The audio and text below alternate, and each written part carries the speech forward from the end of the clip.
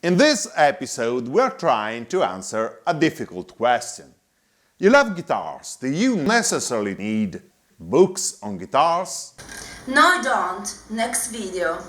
Touché, but before jumping to rushed conclusions, please allow me the chance to make a point on the most influential authors and fascinating publications for guitar lovers.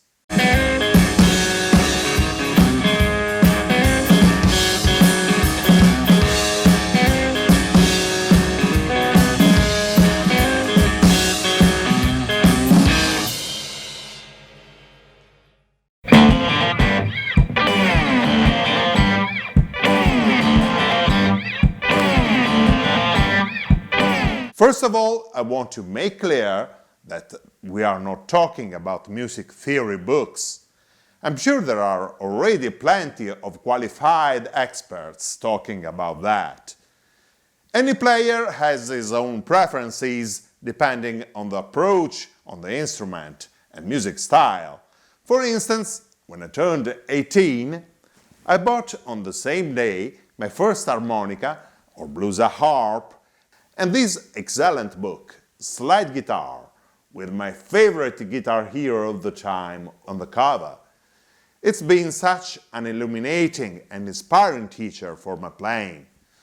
But being a guitar lover has not necessarily to do with playing. You could be just curious to know more about guitars and wish to study their features. You may need information to carefully choose your next purchase. Or you might just like to watch pictures of beautiful guitars because you don't have enough money to buy them all. You could object, there is already an overwhelming quantity of information on the internet for free. And that makes sense. I get your point, it's a reasonable and convincing argument. Furthermore, some websites definitely provide outstanding information. A few examples are the website Guitar HQ, a handful of great blogs, and some interesting forums, not to mention excellent guitar channels like Bob Stone Review. Nevertheless, books have a more efficient way to focus on notions and convey knowledge. Generally, a book is less dispersive than a web resource. Very often, the most comprehensive, reliable, and detailed information is still found in old-fashioned printed paper.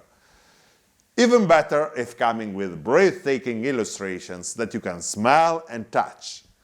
Also, it may sound obvious, but when I started being interested in guitars, books and magazines were the only sources of information.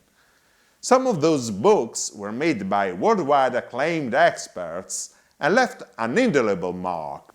Some authors played a prominent role in forming entire generations of guitar experts.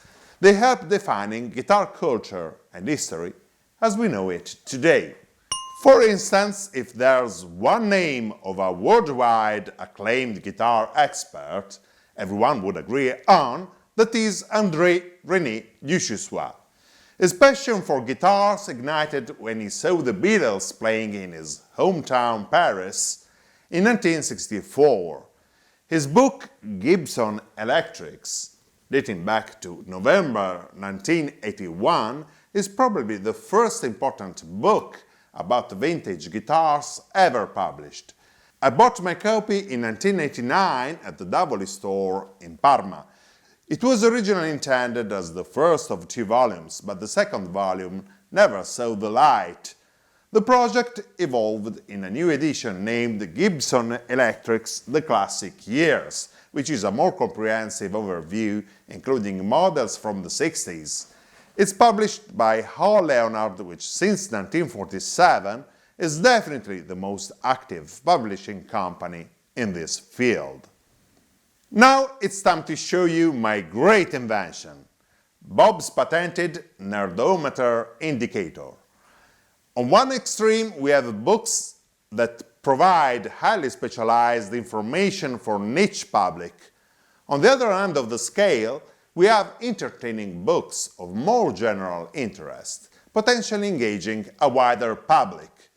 These books usually have very accurate graphic design and captivating illustrations. Often the trade-off of popular books is a simpler and more superficial level of learning, so I'm not trying to address the idea that one kind of book is better than the other. In fact, all the books I'm mentioning are excellent and highly recommended publications. Gibson Electrics, like other books by Duchossois, is on the nerdy side, but still can keep a good balance between informative content and entertaining reading. You get lots of great historic and technical information while enjoying a brilliant storytelling with an accurate selection of illustrations. His Guitar Identification, first published in March 1983, falls a bit farther towards the nerdy end of the indicator. It has been for many years, and probably still is, the primary source of information for a correct interpretation of serial numbers. It's an essential reference guide to date vintage instruments of the four most important guitar brands: Fender, Gibson, Gretsch and Martin. I bought this copy in Geneva in 1990.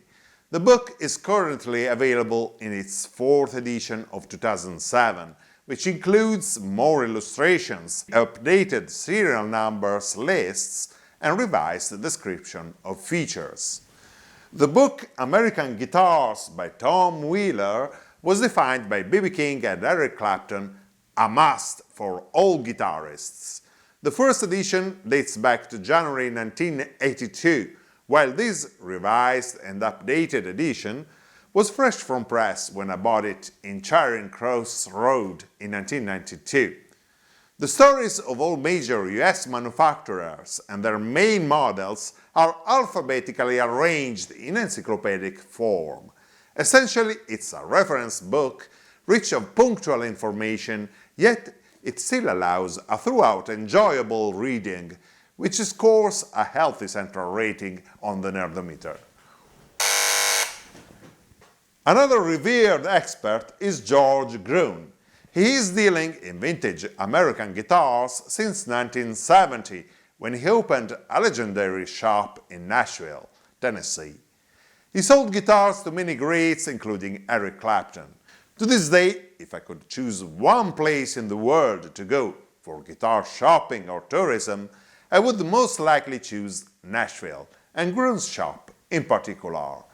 In 1991, the editors of Guitar Player magazine published Gruen's Guide to Vintage Guitars, an identification guide for American fretted instruments by George Gruen and Walter Carter. It's considered an essential book. My dear friend Gianni Bucci used to call it the breviary. This was his personal copy lent by his son Silvio. This is my copy, which is the third and, as far as I know, last edition from 2010. It definitely falls on the nerd extreme. Actually, many people would not find it more exciting than reading a telephone directory. For instance, we learned that the Gretsch 6071 bass is a hollow body 16 inches wide, single cutaway, 29 inches scale, painted F-holes, one pickup, roller bridge, 4 on a side tuner arrangement, red mahogany finish, and it was introduced in 1968. Honestly, it's not the kind of book that you would easily read on the beach.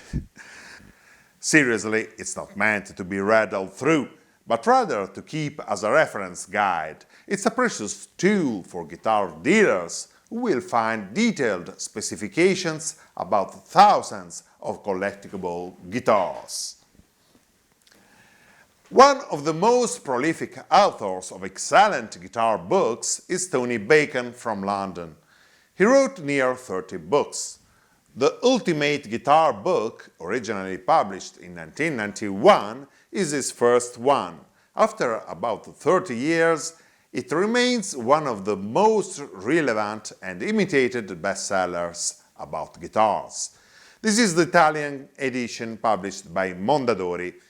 Bacon's publications generally tend to the entertaining side of the nerdometer scale. This book is no exception. It's intended as a starting point to get oriented in the world of guitars. With its spectacular pictures and magnificent selection of instruments, it can guarantee hours of enjoyment.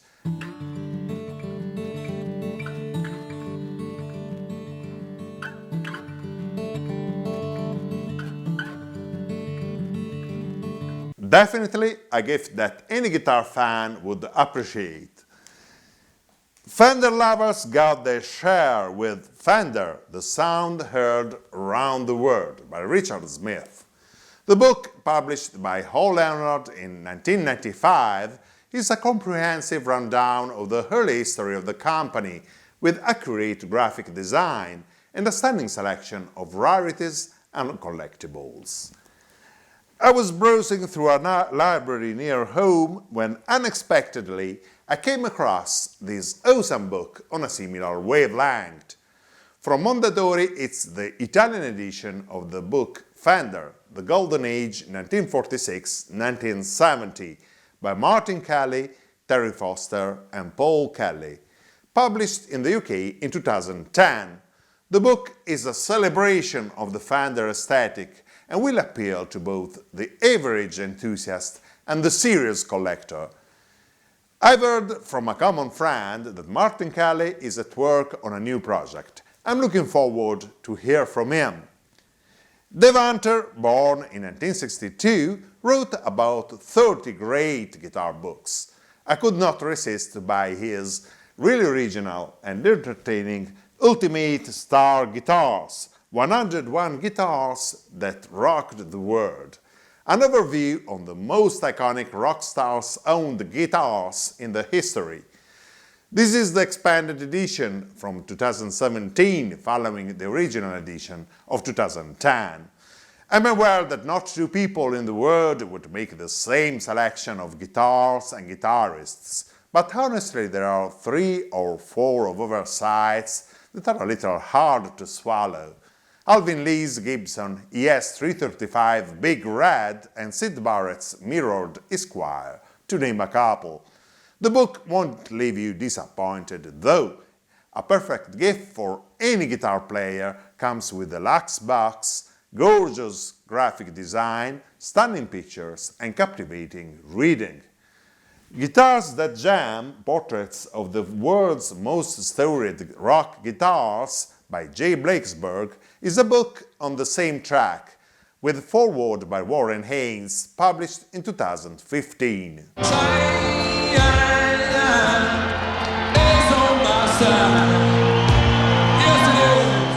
Speaking of rock stars' owned gear, we obviously cannot help but thinking about the rock stars by definition. The Rolling Stones. Well in their 6th decade of activity, the British band is to be considered a glimpse of contemporary history. Published in 2014, Rolling Stones Gear is an amazing report of the story of the Rolling Stones through the musical equipment they used. The book was written by Andy Babbitt and Greg Prevost, former members of the Chesterfield Kings, unforgettable garage punk band from the 80s. The authors document every tour and studio session of the Stones from their beginnings in 1962.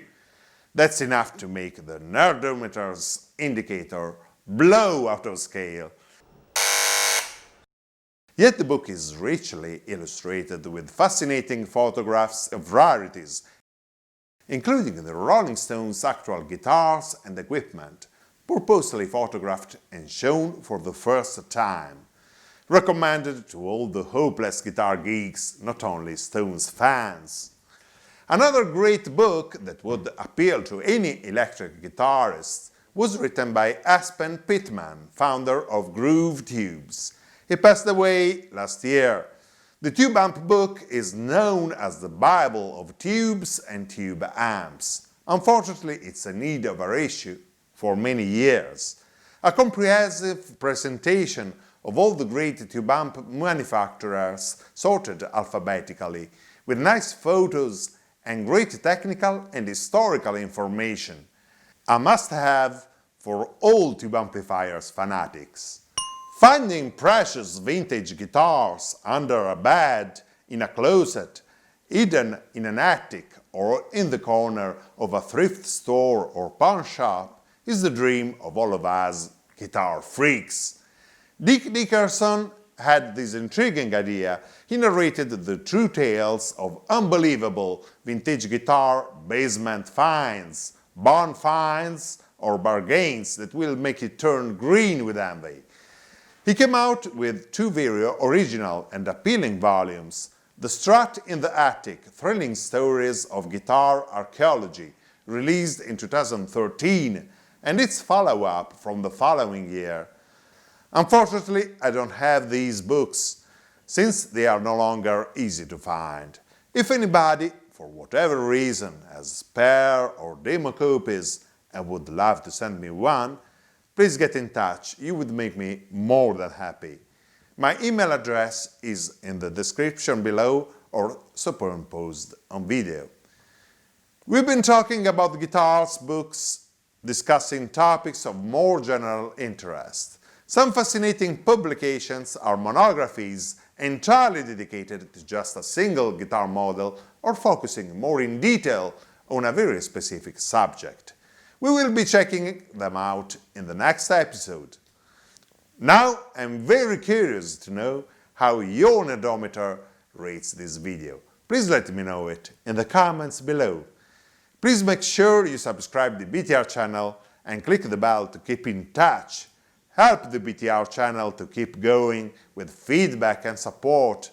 We need it. Feel free to join our Facebook group and visit us on Instagram.